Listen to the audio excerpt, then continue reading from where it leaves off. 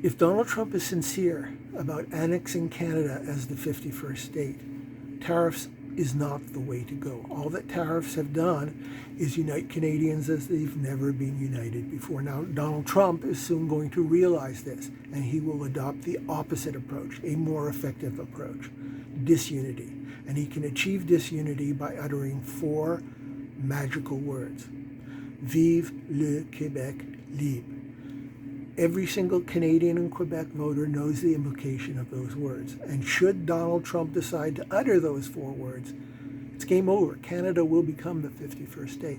No debate, no discussion. All that will be left for Canadians to do is to plan for the inevitable. In 1967, then French President Charles de Gaulle stood on the balcony of Montreal City Hall and uttered Vive le Québec libre. There were thousands of French Canadians standing below him. Now, Charles de Gaulle saying those 4 words didn't launch the separatist movement in Quebec. That had already begun. But what it did is give much badly needed credibility to the movement. And 9 years later, in 1976, the first separatist government was elected to power in Quebec. That was the Parti Québécois, or PQ for short. The PQ governed for 20 years out of the following 48 ensuing years. In those 20 years, the PQ held 2 referendums on the separation question, asking the Quebec people whether they approved of Quebec separating from Canada and becoming its own nation. The last referendum was in 1995, and it was a squeaker. The yes side, wanting independence, got 49.4% of the vote, and the no side got 50.6%. That was a difference of 54,000 votes approximately, out of a total of more than 4.5 million votes cast. A house divided cannot stand. Just ask East and West Pakistan how that worked out for them.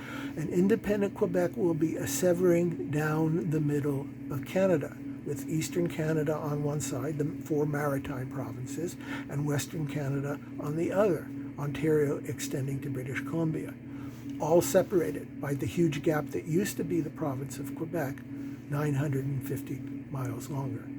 Now, the Parti Québécois has already announced that if they win the next general election, they will hold a 3rd referendum.